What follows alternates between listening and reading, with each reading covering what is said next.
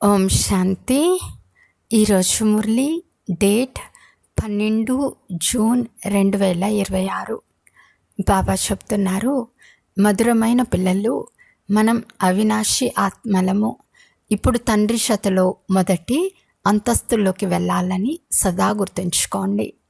ప్రశ్న: ఏ శ్రమను పిల్లలైన మీలో ప్రతి ఒక్కరూ తప్పకుండా చేయాలి?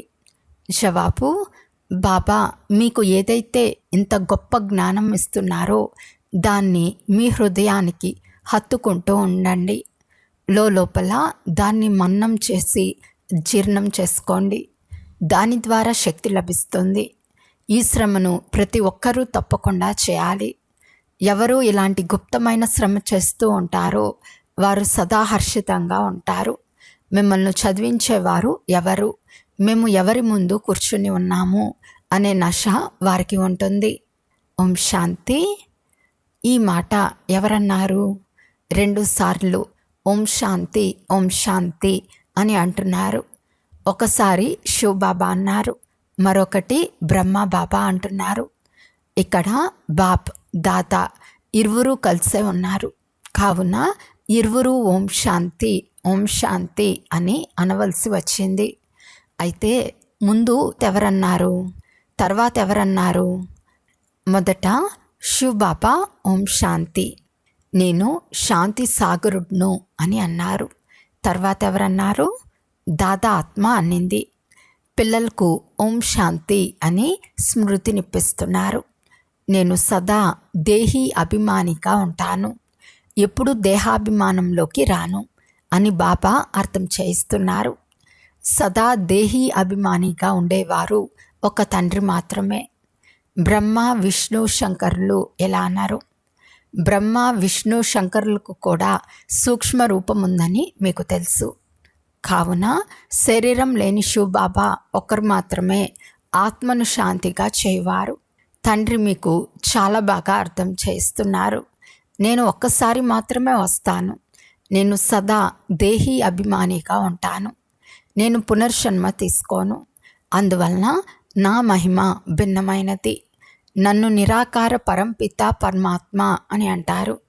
భక్తి మార్గంలో కూడా శివుణ్ణి నిరాకార పరంపిత పరమాత్మ అని అంటారు. నిరాకారంనే పూజిస్తారు. వారు ఎప్పుడూ దేహంలోకి రారు, అనగా దేహాభిమాని కావరు. అక్కడి నుండి కొంచెం క్రిందకి బ్రహ్మ విష్ణు శంకరులుండే సూక్ష్మవతనానికి రండి. శివుని నామరూపాలు కంటికి కనిపించవు. వారి చిత్రాలు తయారవుతాయి, కానీ నిశానికి వారు నిరాకారులు. వారెప్పుడూ సాకారంగా అవ్వరు. పూజ కూడా నిరాకారునికే జరుగుతుంది. పిల్లల బుద్ధిలో మొత్తం జ్ఞానమంతా ఉంది. భక్తి అయితే చేశారు. పిల్లలు చిత్రాలను చూశారు. సత్యత్రేతాయుగాలలో చిత్రంను కానీ విచిత్రంను కానీ పూజించరు. బుద్ధిలో పరంపిత పరమాత్మ విచిత్రుడని వస్తుంది. వారికి సూక్ష్మ చిత్రం కానీ స్థూల చిత్రం కానీ లేవు. దుఃఖహర్త సుఖకర్త పతిత పావన అని వారి మహిమ గాయనం చేయబడుతుంది. మీరు ఇక ఏ ఇతర చిత్రాన్ని పతిత పావన అని అనరు. ఏ ఇతర మనుషుల బుద్ధిలోనూ ఈ విషయాలు లేవు. బ్రహ్మ విష్ణు శంకరులు సూక్ష్మవతనవాసులు. మొదటి అంతస్తు, ఆ తర్వాత 2వ అంతస్తులు ఉన్నాయి. అత్యంత ఉన్నతమైనది మూలవతనము. ఆ అంతస్తులో పరంపిత పరమాత్మ ఉంటారు. 2వ అంతస్తులో సూక్ష్మ శరీరదారులు, 3వ అంతస్తులో స్థూల శరీరదారులు ఉంటారు. ఇందులో తికమక పడరాదు. ఈ విషయాలు పరంపిత పరమాత్మ తప్ప ఇతరులెవ్వరూ తెలపలేరు. పైన ఉన్న సృష్టి ఆత్మల్ది. దానిని నిరాకార ప్రపంచమని అంటారు. మన ఆత్మలందరిది నిరాకార ప్రపంచం, శరీరాలు లేని ప్రపంచం. అక్కడి నుండి ఆత్మలైన మనం శరీరాలు గల ప్రపంచంలోకి వస్తాము. అక్కడ ఆత్మలుంటాయి, ఇక్కడ జీవాత్మలుంటారు. ఇది బుద్ధిలో ఉండాలి. మనం నిరాకార తండ్రి పిల్లలము. మనం కూడా మొదట నిరాకార తండ్రి వద్ద ఉండేవారము. నిరాకార ప్రపంచంలో మాత్రమే ఆత్మలుంటాయి. పాత్ర చేసేందుకు వచ్చు ఆత్మలు సాకారంలోకి వస్తాయి. అది నిరాకార తండ్రి నివసించే వతనము. మనం ఆత్మలమనే నష ఉండాలి. అవినాశి వస్తువుల నష ఉండాలి. వినాశీ వస్తువుల నష ఉండరాదు. దేహ నష ఉండు వారిని దేహాభిమానులని అంటారు. దేహాభిమానులు మంచివారా లేక ఆత్మాభిమానులు మంచివారా? తెలివైన వారెవరు? ఆత్మాభిమానులు. ఆత్మనే అవినాశి, దేహము వినాశి. నేను 84 జన్మలు తీసుకుంటున్నానని ఆత్మ అంటుంది. ఆత్మలైన మనం పరంధామంలో తండ్రి జతలో ఉండేవారం. అక్కడి నుండి ఇక్కడకు పాత్రను అభినయించేందుకు వస్తాము. ఆత్మ ఓ బాబా అని అంటుంది. సాకార సృష్టిలో సాకార బాబా ఉంటాడు. నిరాకార సృష్టిలో నిరాకార బాబా ఉంటారు. ఇది చాలా సహజమైన విషయం. బ్రహ్మను ప్రజాపిత బ్రహ్మ అని అంటారు. అందుకే ఆయన ఇక్కడ ఉన్నాడు కదా. అక్కడ ఆత్మలైన మనమందరము ఒకే తండ్రి పిల్లలము, సోదరులము. తండ్రి అయిన శివుని జతలో ఉండేవారము. పరమాత్మని పేరు శివ, ఆత్మ పేరు శాలిగ్రామము. ఆత్మకు రచయిత ఉండాలి కదా. మనసులో సదా మాట్లాడుకుంటూ ఉండండి. లభించిన జ్ఞానాన్ని మీ హృదయంలో ఉంచుకునేందుకు శ్రమ చేయాలి. ఆత్మనే ఆలోచిస్తుంది. మొట్టమొదట ఆత్మలైన మనం తండ్రి జతలో ఉండేవారమని నిశ్చయం చేసుకోండి. మనం వారి పిల్లలమైనందున వారసత్వం తప్పకుండా లభించాలి. ఇది కూడా మీకు తెలుసు. ఇది ఆత్మల వృక్షం. ఈ వృక్షానికి బీజం తప్పకుండా ఉంటుంది. వంశవృక్షం తయారు చేస్తారు కదా. తండ్రి పెద్దవారుగా ఉంటారు. వారికి 2-4 మంది పిల్లలు, ఆ పిల్లలకు మళ్ళీ పిల్లలు. ఇలా వృక్షం పెద్దదవుతూ వృద్ధి చెందుతుంది. ఫలానా వారి నుండి ఫలానా వారు వచ్చారు అని వంశ మ్యాప్ ఉంటుంది. ఆత్మలన్నీ మూలవతనంలో ఉంటాయని మీకు తెలుసు. ఆత్మల చిత్రం కూడా ఉన్నది. తండ్రి అత్యంత ఉన్నతమైన వారు. బాబా ఈ శరీరంలో వచ్చారని పిల్లలైన మీ బుద్ధిలో ఉంది. ఆత్మిక తండ్రి వీరిలో ప్రవేశించి ఆత్మలను చదివిస్తున్నారు. సూక్ష్మవతనంలో చదివించరు. సత్యుగంలో ఈ జ్ఞానం ఎవరికీ ఉండదు. తండ్రే స్వయంగా ఈ సంగం యుగంలో వచ్చి ఈ జ్ఞానంని ఇస్తున్నారు. ఈ మనిషి సృష్టి రూపీ వృక్ష జ్ఞానం ఇతరులెవ్వరికీ లేదు. కల్పం ఆయువు చాలా పెద్దదిగా రాసేశారు. ఇప్పుడు తండ్రి మీకు తెలుపుతున్నారు, పిల్లలు ఇప్పుడు మీరు ఇంటికి రావాలి.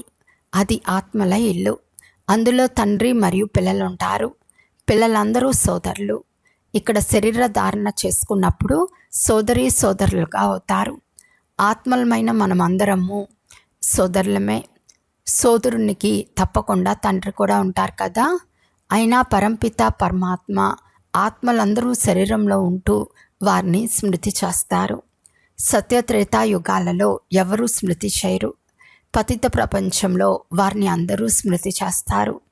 ఎందుకంటే అందరూ రావణుని జైల్లో ఉన్నారు.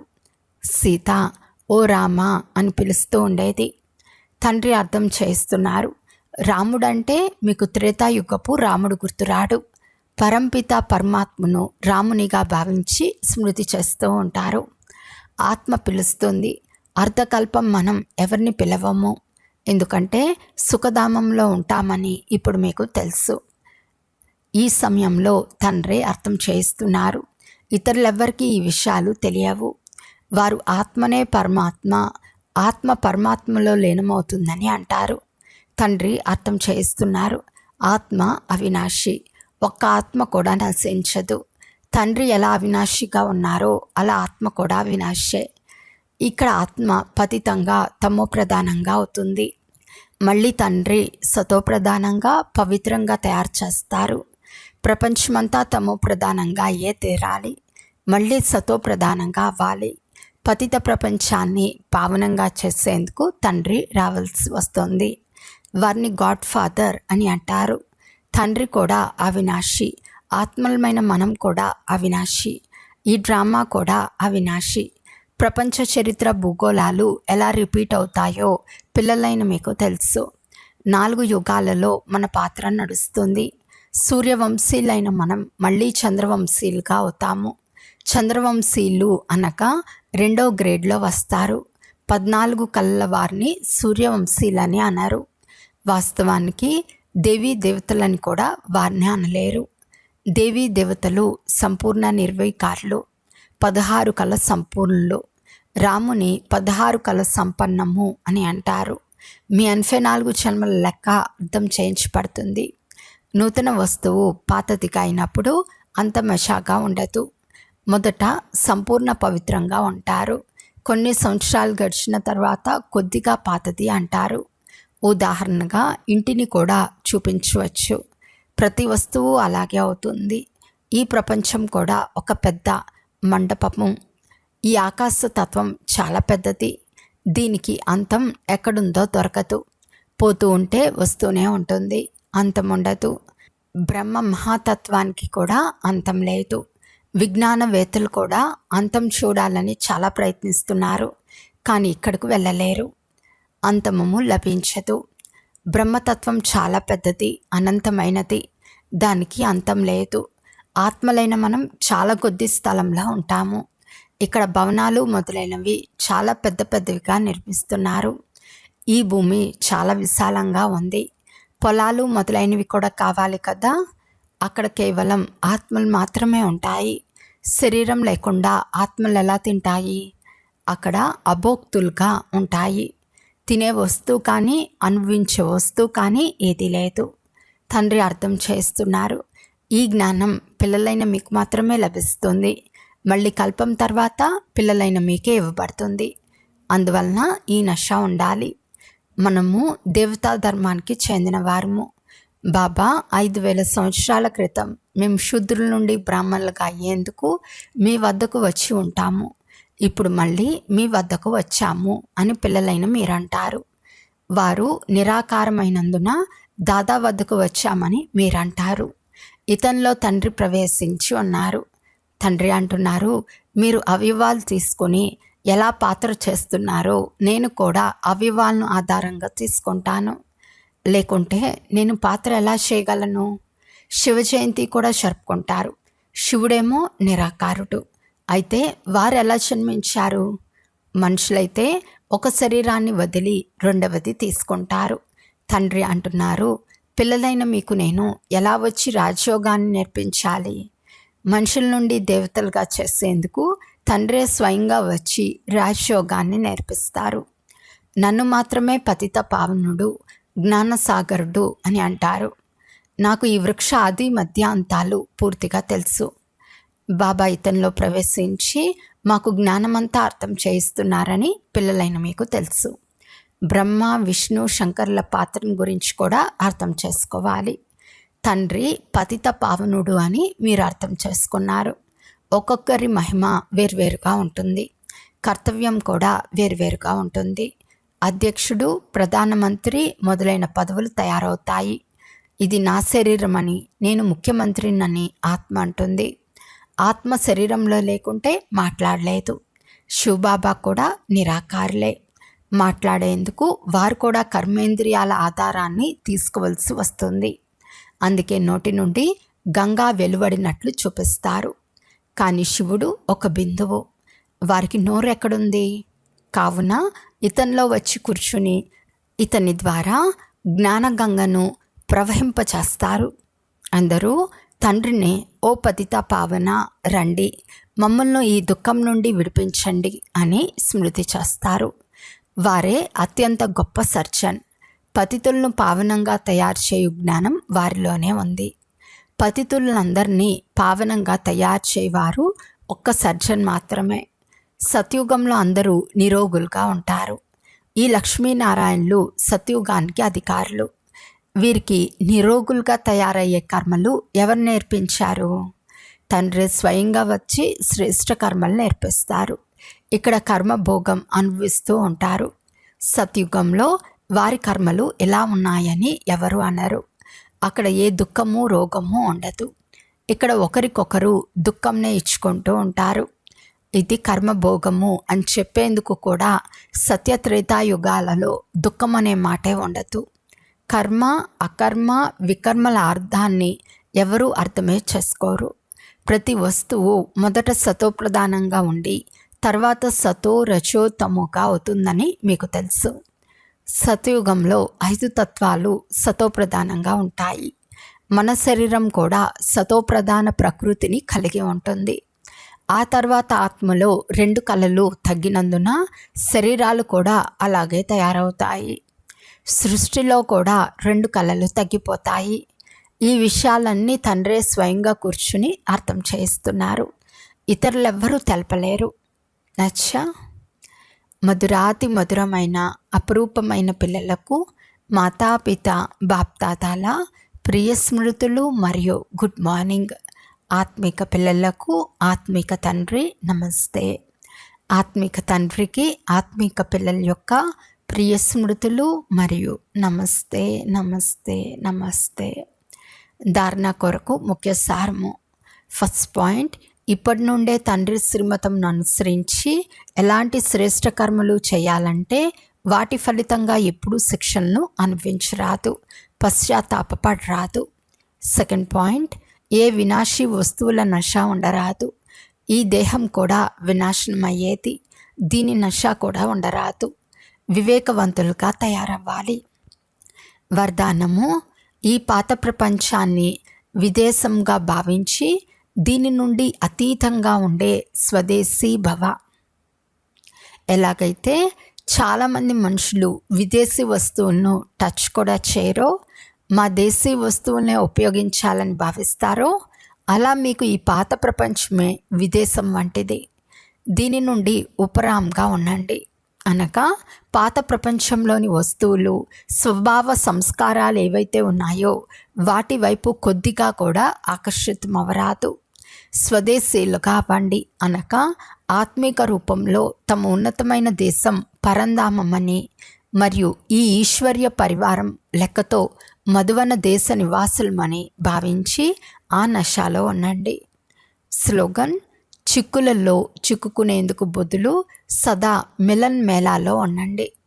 అవ్యక్త సూచన, సదా హర్షితంగా ఉండేందుకు మీ నేచర్ను సరళంగా చేసుకోండి, సహనశీలంగా అవ్వండి. హోలీ హంసల విశేషత సరళ చిత్తం, సరళవాణి, సరళ వృత్తి, సరళ దృష్టి. శుద్ధమైన మనసు గలవారే బాప్దాదాకు అందరికంటే ప్రియమైన వారు, అందరికంటే సమీపమైన వారు. శుద్ధమైన మనస్సు గలవారు సదా బాప్దాదా హృదయ సింహాసనాధికారులుగా ఉంటారు. సర్వశ్రేష్ఠ సంకల్పాలు పూర్తయ్యే కారణంగా వృత్తిలో, దృష్టిలో, మాటలో, సంబంధ సంపర్కంలో సరళంగా మరియు స్పష్టంగా ఒకే సమానంగా కనిపిస్తారు. అచ్చా. ఓం శాంతి.